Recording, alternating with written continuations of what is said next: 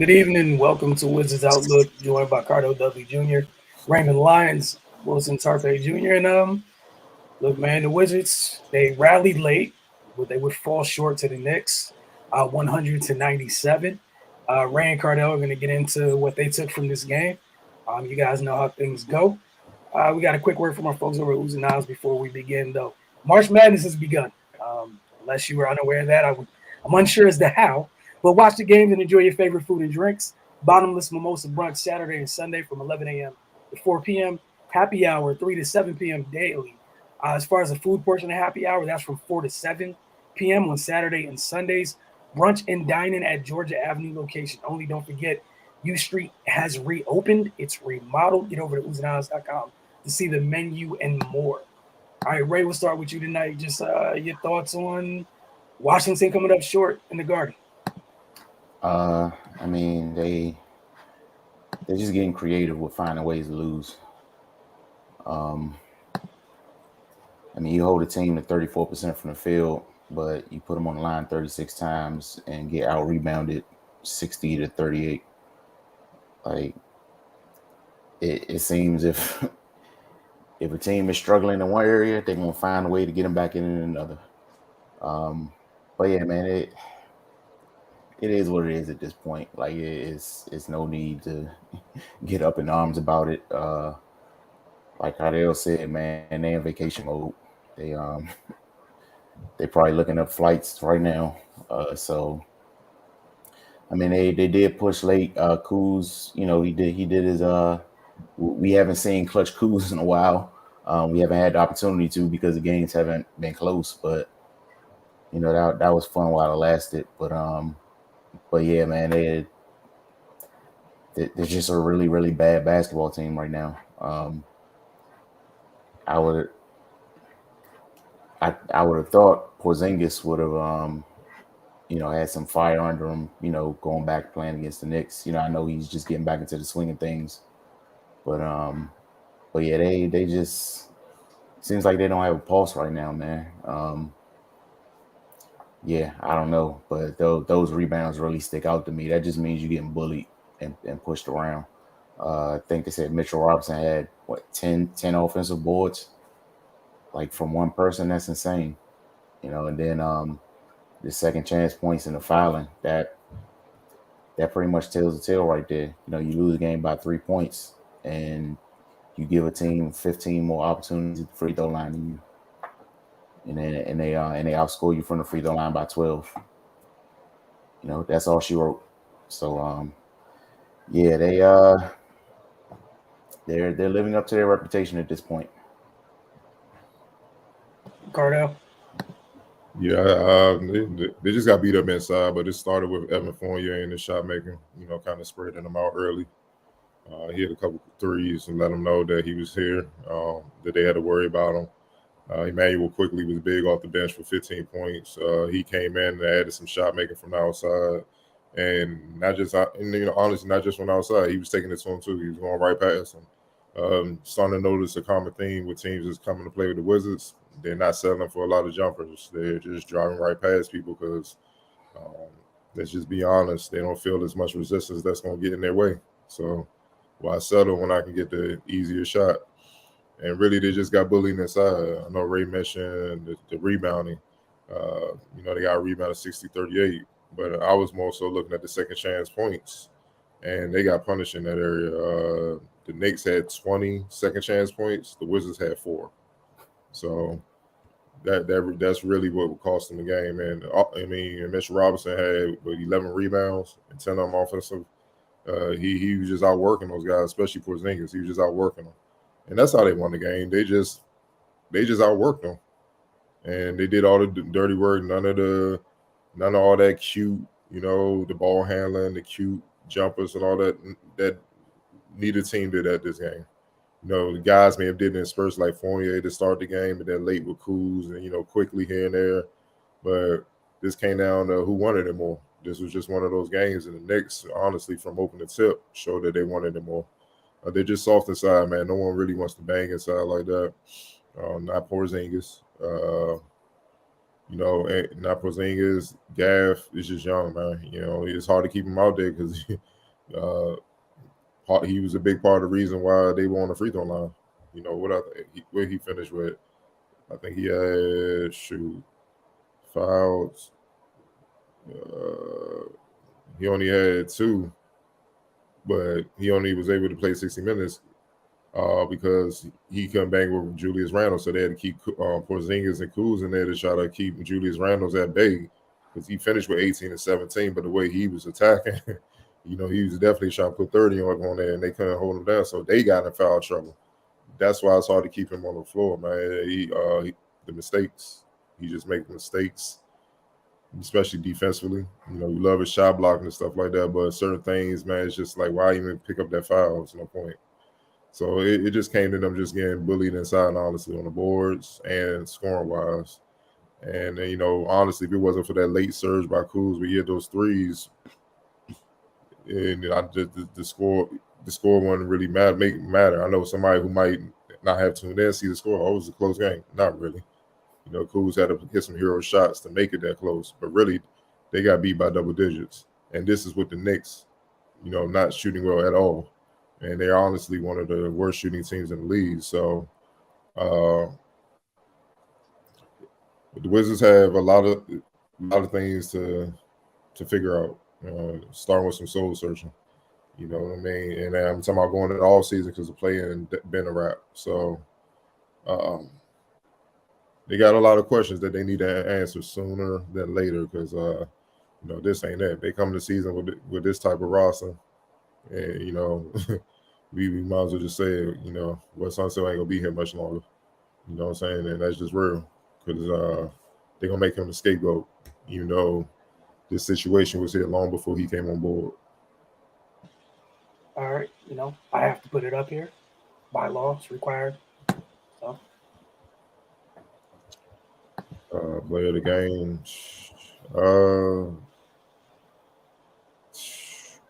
I'm gonna go with Mitchell Robinson, man. The work he put in on offensive boards, man, and 6 of 10 from the field, 15 points, 12 rebounds, 10 of them offensive rebounds. My bad, it was 12 rebounds. He had 10 offensive. My bad.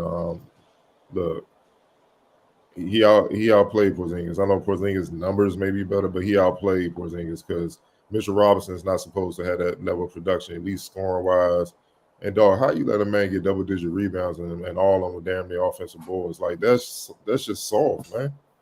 That's just it's nothing. Yeah, man. I'm gonna go with Mitchell Robinson, dog. Ray. Yeah, that's.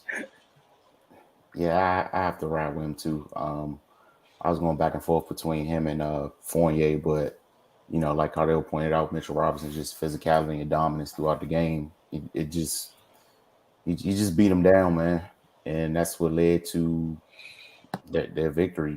20 second chance points. They punished him, and Mitchell Robinson was he led the way in that aspect. All right. Definitely quickly. The 15 points he had off the bench, that kind of, kept the Wizards at bay, but also gave them the lead. Like the Wizards were down double digits most of the game. They just came back, like I said, late in the fourth, like the last 3 or 4 minutes of the game when Kuz went off. But quickly he gave them that boost that they've been looking for him, throughout the season, kind of similar to what we saw throughout the entire last season. He just come in like the microwave, boom, 15 to 20 points, and blow the game open. So, he was that type of Emmanuel quickly tonight. Right. Yeah, quickly off the bench. Just came in, gave him that burst. All right, we'll get through some of the comments though. We appreciate you guys coming in and commenting through it, so to speak. Y'all know what it is. I'll put them on screen. Speak if you feel needed, if you feel moved to.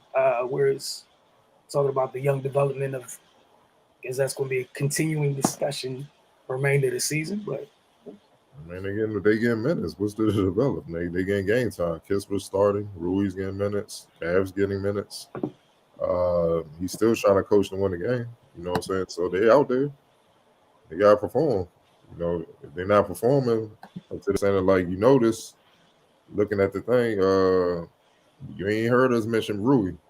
I mean, not Rui. I mean, Denny. He didn't have a good game. 1 of 5, 4 points.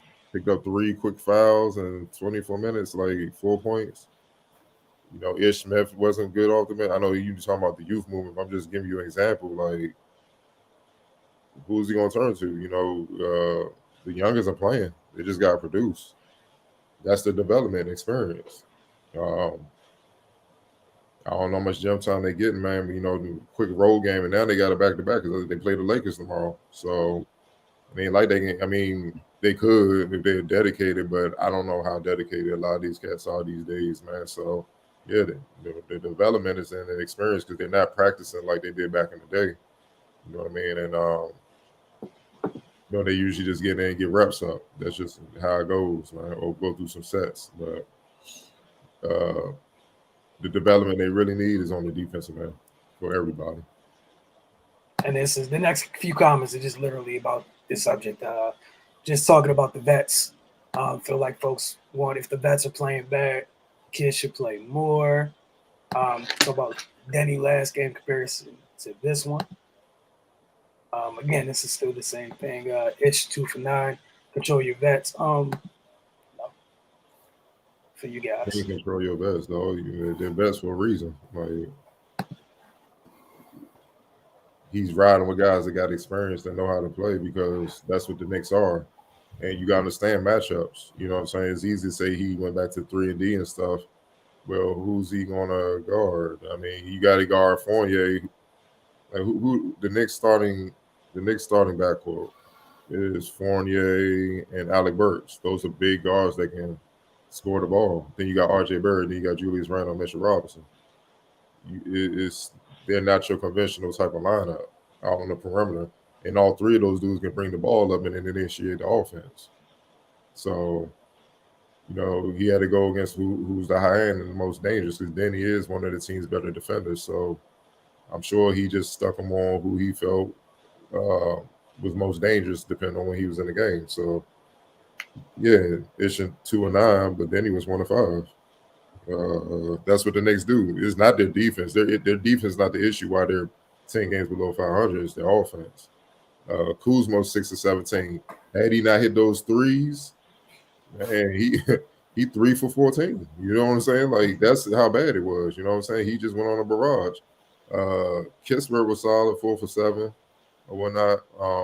14 points. He was solid, but I mean, Alex Burks wasn't even aggressive. He's 3 for 6 for 12 points. He wasn't even aggressive. So, look, man, they're getting the opportunities. I just don't understand why y'all so quick to blame the coach, man. Like, they're getting opportunities, dog.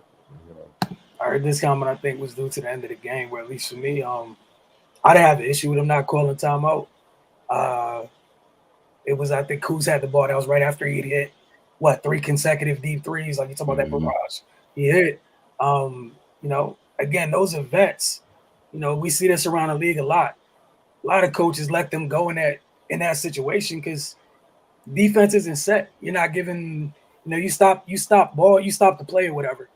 The opposing team gets to set up their defense. In that sequence, Kuz is hot, give his guys a chance to make a play. They just didn't execute. I think Porzingis came up to set their screen. Whatever between him and Kuz, they just didn't execute at the same time. 3 previous possessions? I didn't like those shots, but Kuz hit them. Like, again, he hit those shots. It is what it is. Like, No, no 3 shots he hit were good shots. Those were his shots. I like them. They were his type of shots. They were 1-on-1. He created space. Take those shots. They needed it. I mean, they were down double digits, so they needed something to go on. I'm not mad at him not calling the timeout either. I mean, y'all can't have it both ways. Y'all saying y'all want development and stuff like that, and then you get mad when he let him rock. Now you mad at him for letting him rock, but on the other hand, you saying let it develop. Y'all gotta pick and choose what side y'all want to like. Stop trying to nitpick this man to death, though. Like, he letting him rock. That's an opportunity to see what these young players are made of. Let's say Kuz missed the shot. Maybe Kispert again, they get a tip in. That's showing him he got hustled. That's what he want to see. Like, this season's over, dog. They trying to see what they got moving into the offseason. So he's letting them play. Kuz is still fairly young. What is this, 4th year? Yeah, he's like 25, 26. So. He's a youngin. You know what I'm saying? He won a championship, but he was he was more of a role player. Come on, you know what I'm saying? Now he's kind of learning how to be a focal point of a team. You feel what I'm saying? So he's learning.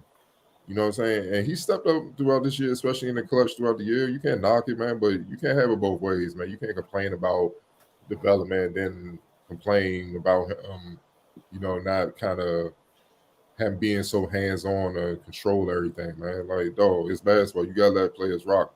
And those plays he made, those 3 threes that Kuz made, whatever, those weren't coming out of timeouts. That was him improvising, showing his game, creating space, and knocking those shots down. It is what it is, man. So, man, and plus he's hot. He hit 3 straight threes. He checked. Go for it, dog. Like Rock. I would have did the same thing, Rock.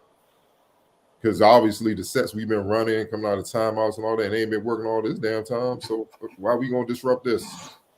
You had almost 3/4 of examples of things not being executed correctly. So, like you said, let it rock. And the other things, I like that you mentioned Kuz's age too. Like, and also part of development is one thing to say it. Part of it is the ups and downs. Like, that's why it's development. There's gonna be highs, there's gonna be lows. There's gonna be peaks and valleys, several peaks and valleys through each and every game. What it's about is the end goal down the line, but when you're going through it, no, it's not always fun. That's why it's hard to do both sometimes. Great organizations are able to do both, but sometimes you see teams that develop, they go through their bumps and bruises, and then they take off as a group. Y'all know where this franchise is, the situation and the state that they're in. It is what it is. Developments. There's no part of development it's not like some microwavable thing. Where it's been exactly 2 months, so they've been getting 20 minutes for 2 months. They should be fine. No, it doesn't work like that. Area 11T, so we can't even tank correctly. They shouldn't tank. I don't believe in tanking. What that gonna do? It still gotta go to the ping pong balls, and you tank and still be 15th. What good was that? I don't believe in just taking L's just cause, man. And it ain't like it's a prospect in this draft that like a shot somebody or LeBron or something. It's just like can't miss any damn way. So, it's gonna be some all-stars like it is in any draft, but that don't mean nothing. I don't believe in a losing mentality, which this organization is trying to come out of. Now you just add into it with a new coach. What's the difference? Like, what's the point? You see what I'm saying? They gotta get out this losing mentality, dog. That's the problem. All right, and I think it's the last one for the night, but pretty much the theme of it. The more we play, the more I don't like our vets. Look, they gotta make some moves. It's just clear. It is what it is. The more you want that's been clear for months. It doesn't seem like the young guys aren't able to play freely like others can on bad rosters, which is why other teams guys develop and ours don't. Like what other bad teams are you talking about? The Houston Rockets, for example, they don't have any vets. That's the problem, man.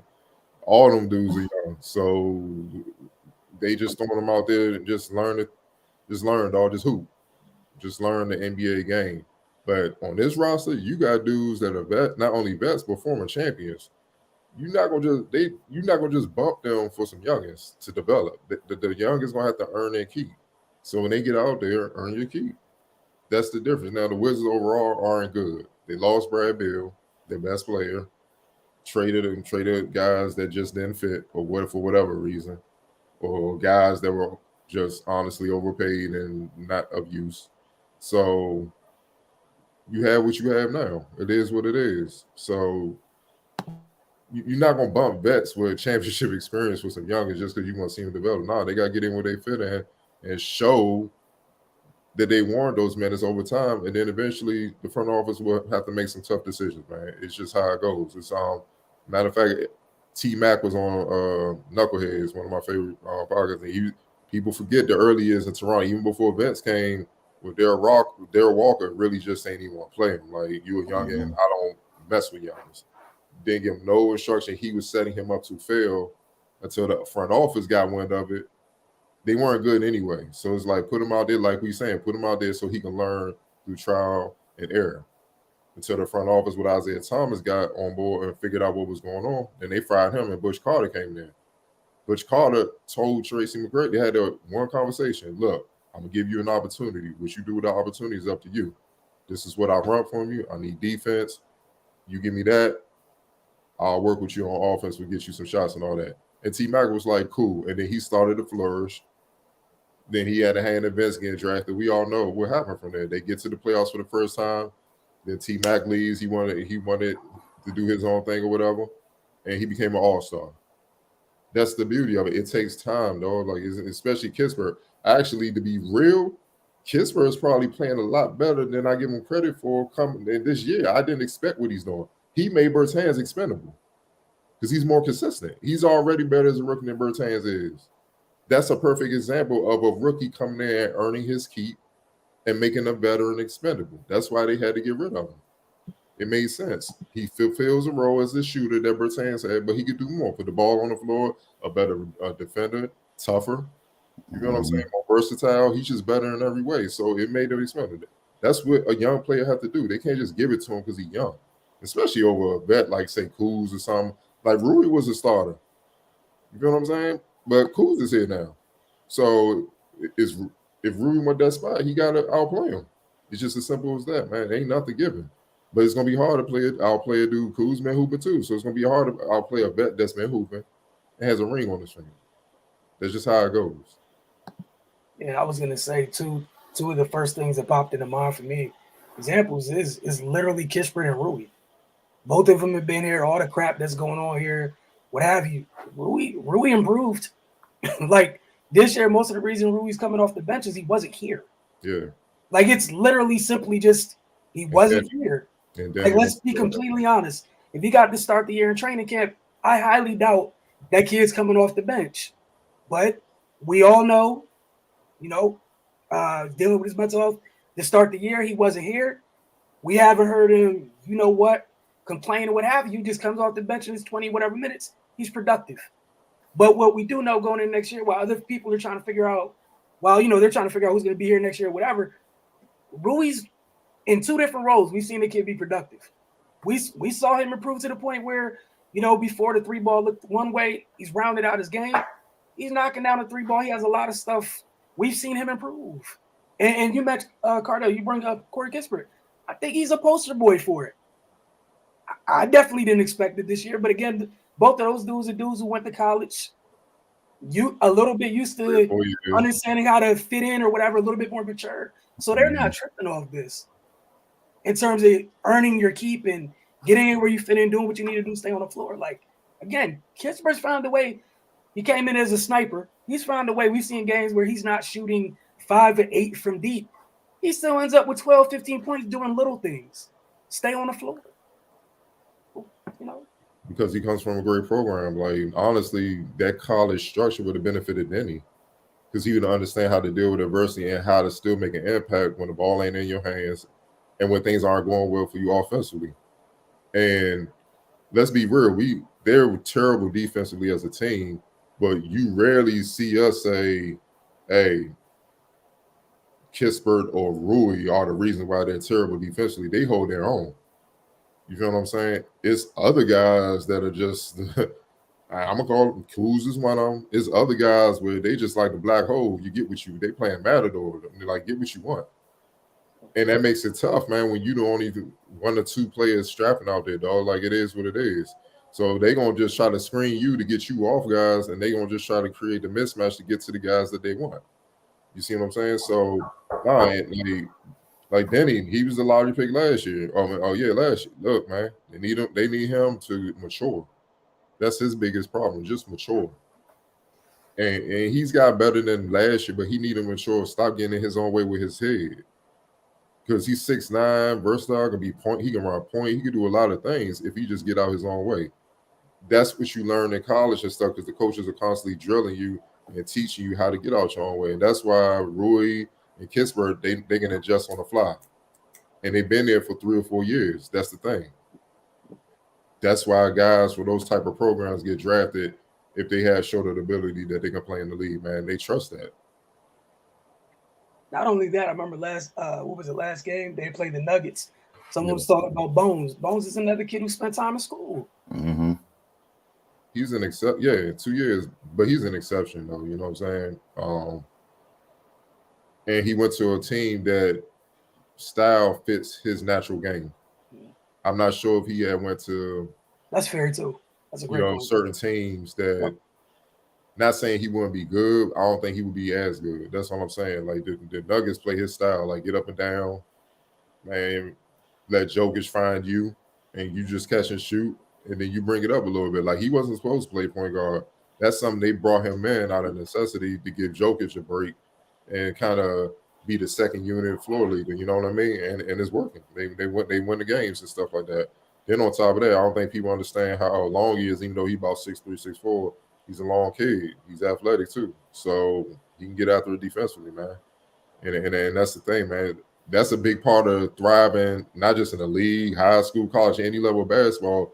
You gotta get to a team where your game fits, and the coaches understand your game, so they can maximize your game.